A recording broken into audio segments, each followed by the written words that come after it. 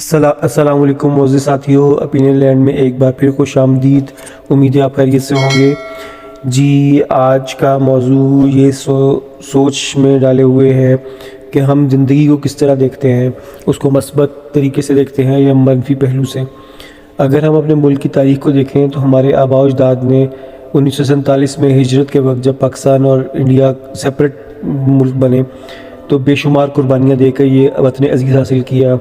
اس کی قدر و قیمت وہ لوگ جانتے ہیں ہمارے جنہوں نے قربانیاں دیں، ہجرت کی، مال و اسباب، اپنی ساری سب مشکلیں تکلیفیں آلام اٹھائے، ہماری مائیں بہنیں بیٹیاں ان کی عزتیں پامال ہوئیں، کنوؤں میں چھلانگیں لگا کے خودکشی کی انہوں نے، معصوم بچوں کو نیزوں پہ سکھوں اور ہندوؤں نے پرویا، اور پوری بھری کی بھری ٹرینیں جو پاکستان آ رہی تھیں ان کو سب کو تلواروں اور نیزوں اور کرپانوں کے ساتھ کاٹ دیا گیا۔ مسلمانوں کو ان جانوروں سے بدتر طریقے سے ان کے ساتھ ظلم کیا گیا۔ آج ہمیں کھلے آسمان کے نیچے ہیں، ایک آزادی ہمارا آزاد ملک میں ہے، ہماری آزادی سے ہم سوچ سکتے ہیں، بول سکتے ہیں، اور ہم بہت ہی زیادہ اس آزادی کا استعمال کرتے ہوئے بے دریغ ہم باتیں کرتے ہیں۔ ہمیں اس ملک و قوم کی قدر نہیں۔ ہر دوسرا انسان جب آج کل یہ ہے کہ جب بھی ملک کے حالات مشکل ہیں، تکلیف میں ہے، قوم پوری تکلیف میں ہے، مہنگائی، بے روزگاری، غربت، تنگ دستی، بد امنی، صحت اور تعلیم کی نہ ہونے والی صورتحال کی وجہ سے، اور آٹا، راشن، پانی، دودھ، چینی یہی ملنا اتنا دشوار ہو گیا ہے، تو ترقی کس قوم نے کیا کرنی ہے اور کیا ہے۔ لیکن اس سے دل برداشتہ بھی ہیں، اور اس کو بہانہ بنا کے بہت سے لوگ اس بات کو بہت بار اصرار کرتے ہیں کہ پاکستان میں رکھا گیا ہے، اس ملک نے ہمیں دیا کیا ہے۔ سوچنے والی بات یہ ہے کہ آپ نے اس ملک کو کیا دیا ہے۔ وہ ساری ڈگریاں، وہ سارے پڑھے لکھے، خاص طور پہ معذرت کے ساتھ پڑھے لکھے سو کالڈ بڑے ہنرمند لوگ، نوجوان اس چکر میں بیٹھے ہوئے ہیں پچھلے بہت سارے سالوں سے کہ کسی طریقے سے امیگریشن ہو جائے ان کے فرسٹ ورلڈ کنٹریز میں، اور وہ یہاں سے نکل کے بھاگیں، اور وہ کہتے ہیں پاکستان میں ہمارے لیے رکھا کیا ہے۔ یہی تعلیم، اگر یہی ڈگریاں جا کے وہاں پہ جب وہ لیتے ہیں نا لاکھوں ڈالرز میں، تو ان کو ہوش ٹکانے آتے ہیں۔ یہاں پہ ان کو گورنمنٹ یونیورسٹیز میں تو کچھ ہزاروں میں ڈگریاں مل جاتی ہیں، اور پرائیویٹ یونیورسٹیز کی بھی حساب کریں تو اس میں وہ بہت کم ہے پر ریشو ہے۔ اس کے باوجود ہم اپنے ملک کو سرو کرنے کے لیے تیار نہیں، ہم سیکریفائز کرنے کے لیے تیار نہیں کہ کچھ پیسے کم کما لیں۔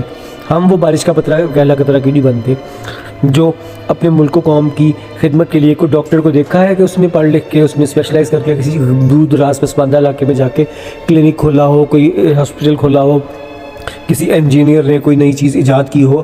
باہر جاتے ہیں تو ہم سب کچھ کر لیتے ہیں، صرف یہ ہے کہ بس ایک دھن ہے کہ باہر نکلنا ہے۔ بہت سے لوگ معاش میں، مجبوری میں، اپنے خاندانی مشکلات کی وجہ سے نکلتے ہیں، دوسرے ملکوں کا، پردیس کا رخ کرتے ہیں، ہجرت کرتے ہیں۔ باقی لوگ ہرگز اس زمرے میں نہیں آتے۔ ان لوگوں نے ٹھان رکھی ہے کہ انہوں نے اس کو پاکستان کو برا بھلا کہہ رہے ہیں۔ ایک بہت بڑا ہمارا قومی المیہ یہ ہے کہ پاکستانی افراد، پاکستانی قوم کے لوگ کہیں پہ بیٹھ جائیں تو ہمیشہ اپنے ملک و قوم کی، اپنے اداروں کی کھلے عام برائی کر رہے ہوتے ہیں۔ سوشل میڈیا آج کل دیکھیں، آج کل بھرا پڑا ہے، کسی ادارے، کسی انسان، کسی عہدے کی کوئی وقت نہیں ہے، کوئی عزت نہیں رہی۔ آپ دوسرے ممالک کو، پڑوس کے ممالک کو دیکھ لیں، باقی ممالک کو دیکھ لیں، مہذب تہذیب یافتہ ممالک کو دیکھیں، وہاں بھی جرائم ہے، کرپشن ہے، سب برائیاں ہیں، غلاظت ہے، گندگی ہے، ہم سے زیادہ غلیظ اور برے لوگ ان پہ مسلط ہیں، اور وہ خود بھی ہیں۔ لیکن اپنے ملک و قوم کے بارے میں وہ کبھی کسی دوسرے غیر ملکی، کسی دوسرے انسان کے سامنے نہیں بات کرتے، نہ کوئی بلاگز لکھتے ہیں، نہ کوئی تقریریں کرتے ہیں۔ تب ان کا میڈیا، ان کا سوشل میڈیا سب اپنے ملک کی حفاظت کرنے میں لگ جاتا ہے۔